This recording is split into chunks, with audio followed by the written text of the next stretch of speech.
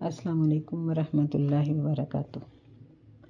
آج ہم سورہ الحجر کی آیت نمبر 16 سے شروع کریں گے۔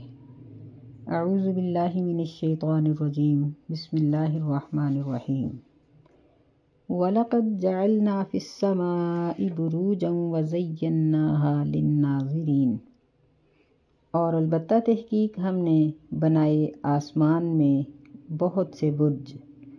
اور ہم نے اس کو مزین کر دیا للناظرین، دیکھنے والوں کے لیے۔ بروج یہ برج کی جمع ہے، جس کا مطلب ہوتا ہے خوبصورت قلعہ یا عمارت۔ تو اللہ تعالیٰ نے آسمان میں بہت سے ایسے برج بنائے ہیں جن کو اللہ تعالیٰ نے مزین کر کے خوبصورت کر کے بنایا ہے۔ یعنی اس سے پتہ چلتا ہے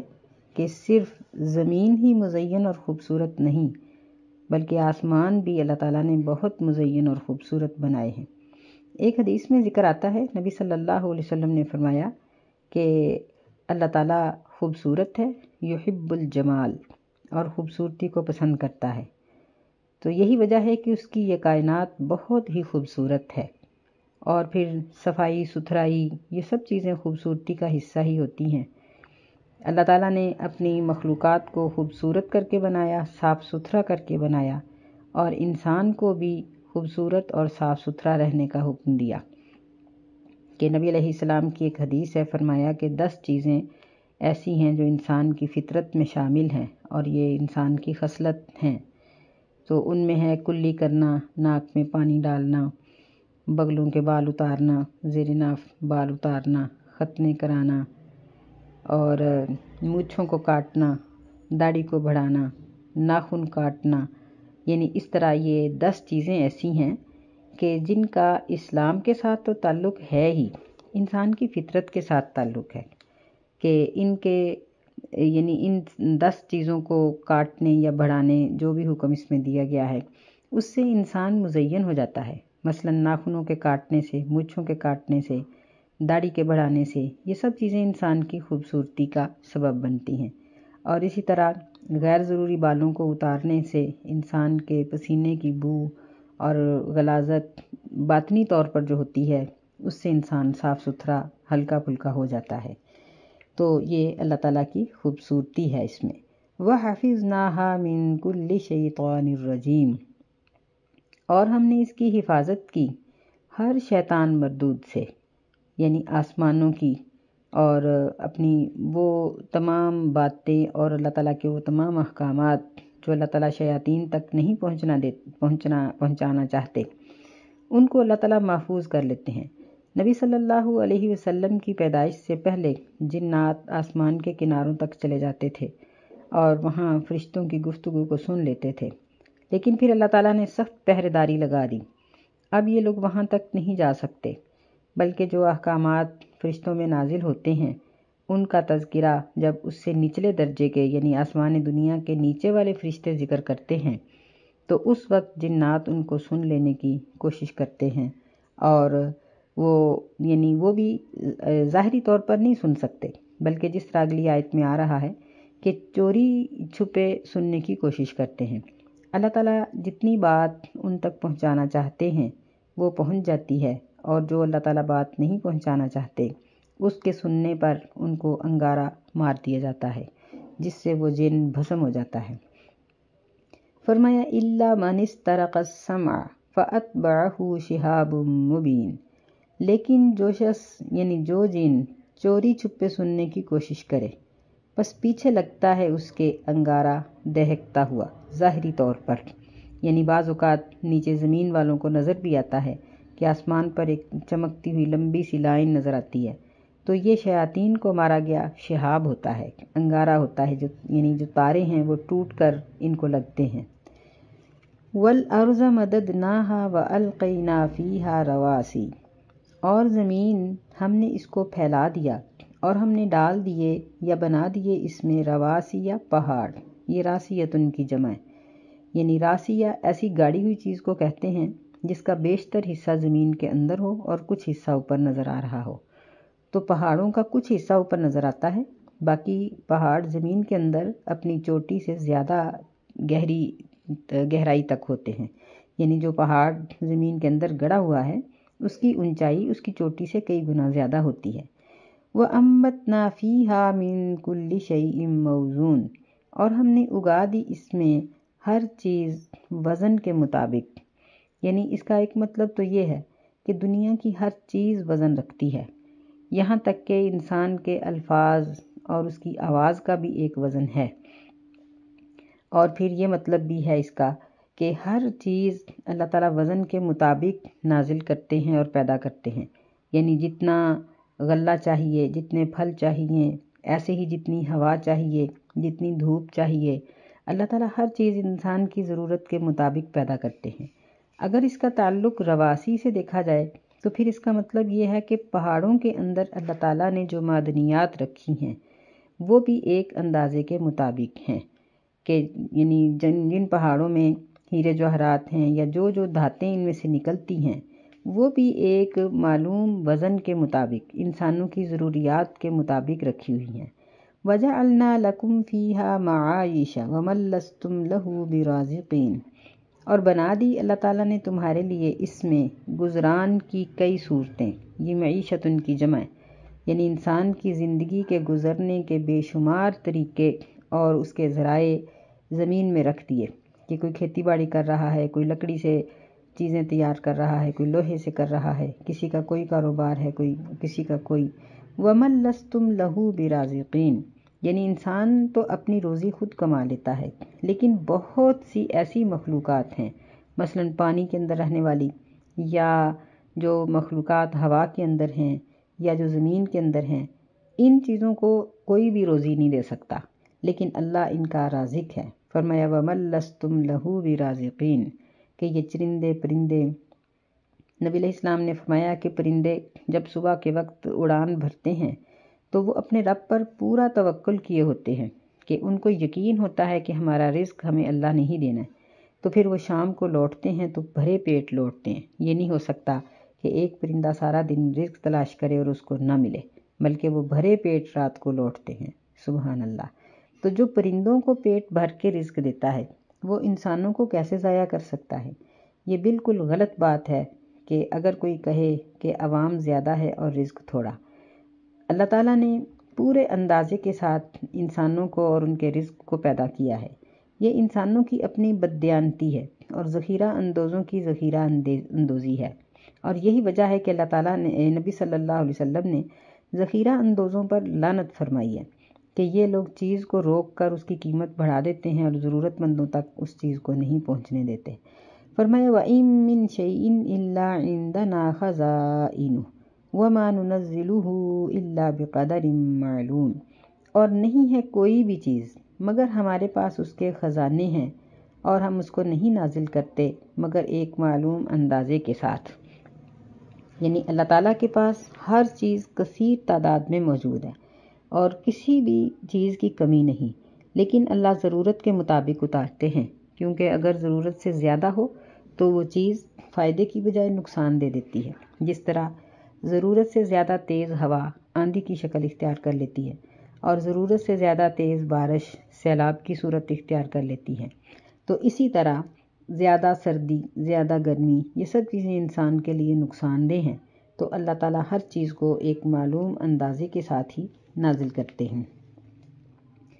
وَأَرْسَلْنَا الرِّيَاحَ لَوَاقِحَ فَأَنزَلْنَا مِنَ السَّمَاءِ مَاءً فَأَسْقَيْنَاكُمُوهُ وَمَا أَنْتُمْ لَهُ بِخَازِنِينَ، اور ہم بھیجتے ہیں بوجھل ہواؤں کو، ریاح یہ ریح کی جمع، اور اسی طرح لواقحہ یہ لاقح کی جمع، یعنی بوجھل بھاری ہوائیں، یعنی وہ ہوائیں جو بارش والے بادلوں کو اٹھائے ہوئے ہوتی ہیں۔ پھر اللہ تعالیٰ اس میں سے پانی نازل کرتا ہے، فَأَنزَلْنَا مِنَ السَّمَاءِ مَاءً، کہ اللہ تعالیٰ یعنی ان بادلوں میں سے پانی نازل کرتا ہے، فَأَسْقَيْنَاكُمُوهُ، بس ہم تمہیں اس پانی میں سے پلاتے ہیں، وَمَا أَنْتُمْ لَهُ بِخَازِنِينَ، اور تم اس پانی کو خزانہ نہیں کر سکتے۔ یعنی اگر کوئی شخص یہ سوچے کہ وہ اپنی زندگی بھر کے لیے پانی کو جمع کر لے، خزانہ کر لے، یا چند ماہ کے لیے کر لے، تو ایسا نہیں کر سکتا۔ یہ اللہ ہی کی قدرت ہے کہ اللہ تعالیٰ نے زمین کے نیچے اس طرح سے پانی بچھا دیا ہے کہ ہم میں سے جو جہاں سے چاہتا ہے اپنے حصے سے، اپنے گھر میں، اپنی دکان میں، وہ زمین کے اندر سے پانی حاصل کر لیتا ہے۔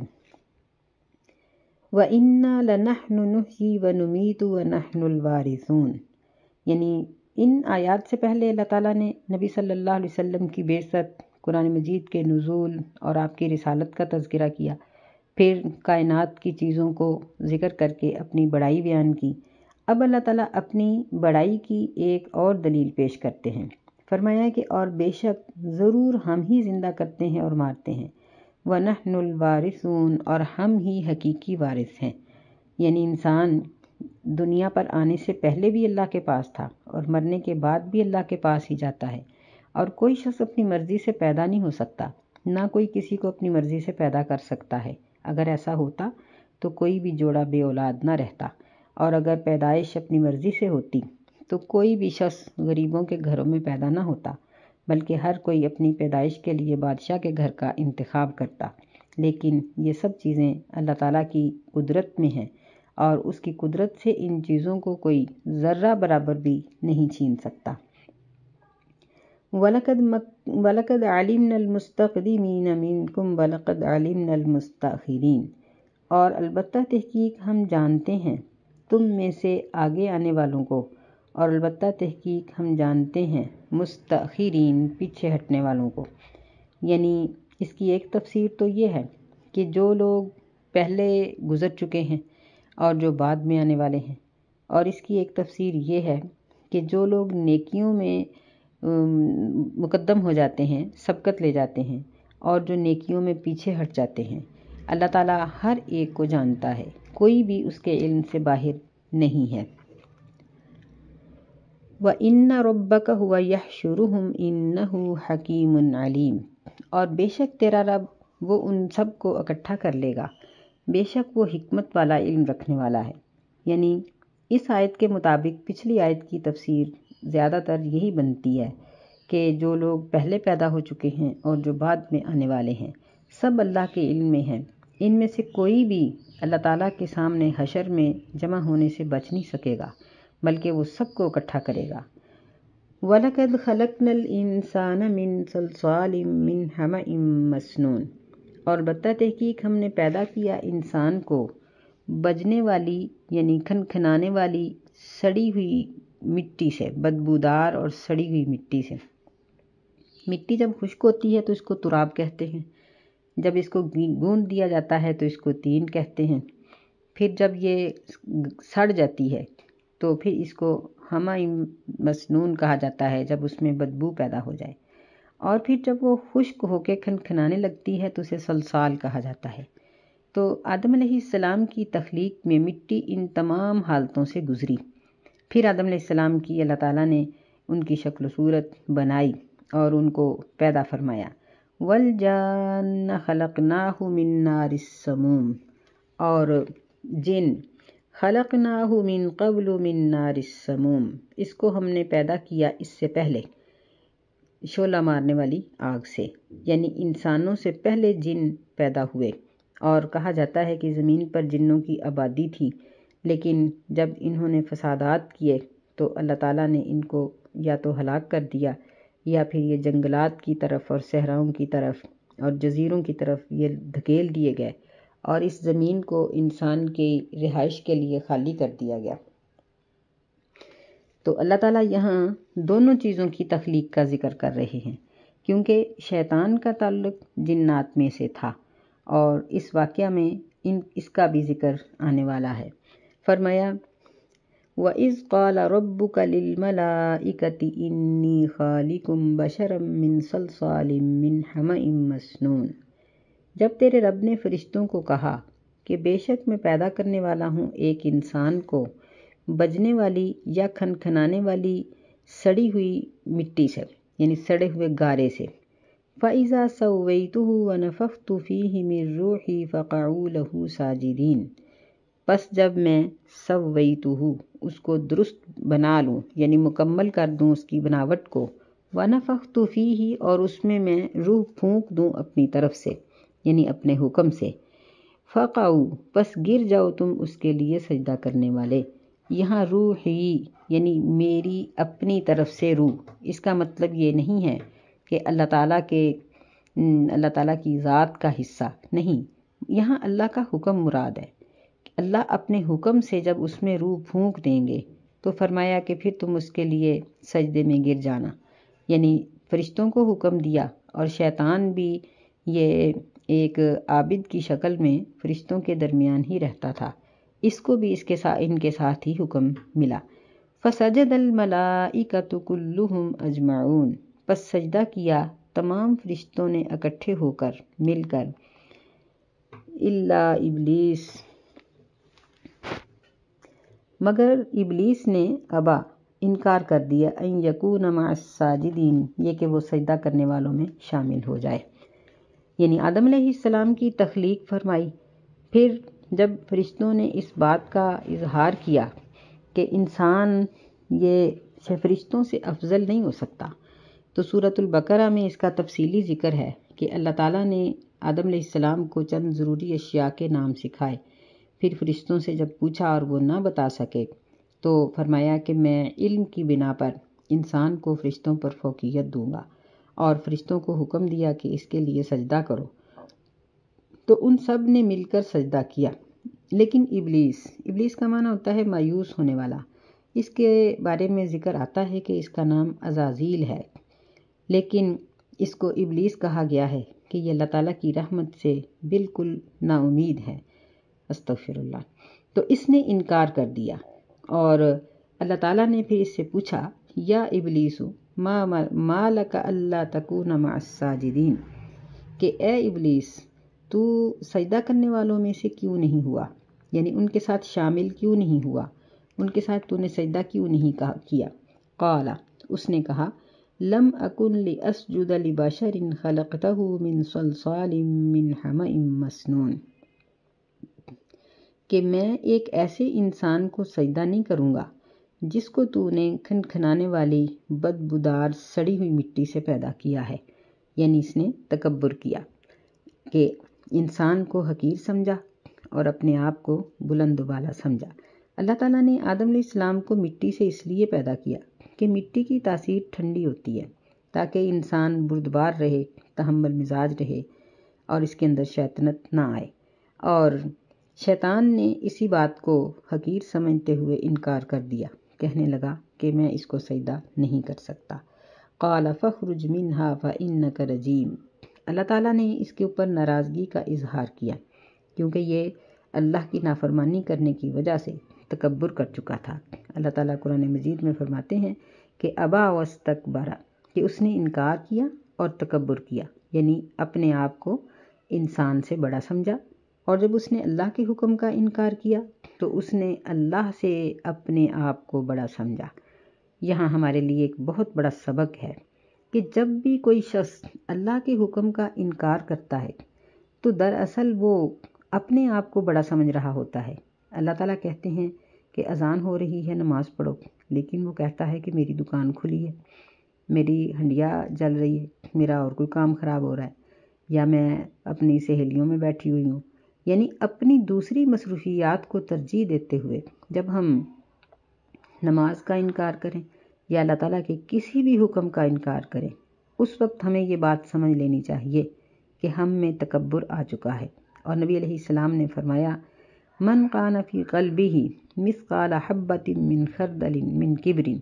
جس انسان کے دل میں رائی کے دانے کے برابر بھی تکبر آ گیا، بڑائی آ گئی، وہ شخص جنت میں داخل نہیں ہو سکے گا۔ تو اس لیے ہمیں شیطان کی اطاعت سے رکتے ہوئے بچتے ہوئے ہمیں اپنے آپ سے تکبر کو ختم کرنا ہوگا، اور اللہ تعالیٰ کے ہر حکم کو ماننے کی صلاحیت پیدا کرنی ہوگی۔ جب اس نے انکار کیا تو اللہ نے فرمایا کہ فَإِنَّكَ رَجِيمٌ قَالَ فَاخْرُجْ مِنْهَا، اللہ نے فرمایا کہ یہاں سے نکل جاؤ، فَإِنَّكَ رَجِيمٌ پس بے شک تو مردود ہے، وَإِنَّ عَلَيْكَ اللَّعْنَةَ إِلَى يَوْمِ الدِّينِ، اور بے شک تیرے اوپر خاص قسم کی ایک لعنت ہے قیامت کے دن تک، یعنی تو اس لعنت سے نجات نہیں پا سکے گا۔ قال رب فانظرنی الی یوم یبعثون، وہ کہنے لگا کہ اے میرے رب مجھے دوبارہ اٹھائے جانے کے دن تک ڈھیل دے دے۔ یعنی اس نے شرمندگی کا اظہار نہیں کیا۔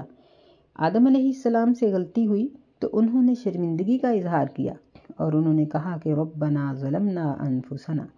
اے اللہ ہم ظلم کر بیٹھے ہیں، تو اللہ نے ان کو بخشش کا پروانہ دے دیا۔ لیکن شیطان سے غلطی ہوئی، اللہ تعالیٰ نے اس کو ڈانٹا تو یہ کہنے لگا کہ اب مجھے قیامت تک مہلت دو، اب میں تمہارے ساتھ ضد لگا کر دکھاؤں گا، نعوذ باللہ من ذالک۔ تو اس نے اللہ تعالیٰ سے یہ مہلت مانگ لی، کہنے لگا کہ اے رب فَأَنذِرْنِی، بس مجھے ڈھیل دے دے دوبارہ اٹھائے جانے کے دن تک۔ یہاں غور کرنے کی جگہ ہے کہ شیطان اللہ تعالیٰ کو رب کہہ رہا ہے،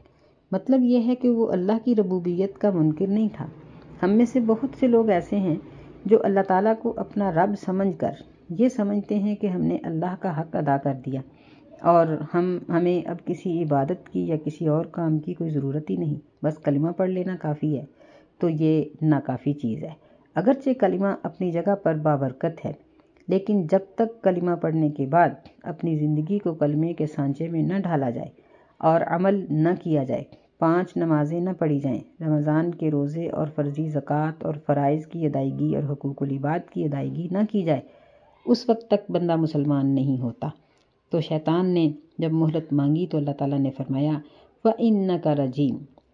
قَالَ فَإِنَّكَ مِنَ الْمُنذَرِينَ، اللہ نے فرمایا کہ بے شک تو ڈھیل دیا گیا ہے۔ یعنی اللہ کے لیے کوئی مشکل بات نہیں تھی کہ ہم لوگ اپنے دشمن سے، اپنے مقابل سے ڈرتے ہیں اور چاہتے ہیں کہ ہمارا مقابل کوئی بھی نہ ہو، لیکن اللہ تعالیٰ کو اس معاملے میں کوئی پریشانی نہیں۔ فرمایا ٹھیک ہے، فَإِنَّكَ مِنَ الْمُنذَرِينَ، بے شک تو ڈھیل دیا گیا ہے، إِلَى يَوْمِ الْوَقْتِ الْمَعْلُومِ، ایسے دن تک جس کا وقت معلوم ہے، یعنی اللہ تعالیٰ کے علم میں ہے کہ قیامت کب قائم ہوگی، تو اس دن تک اس کو ڈھیل دے دی گئی۔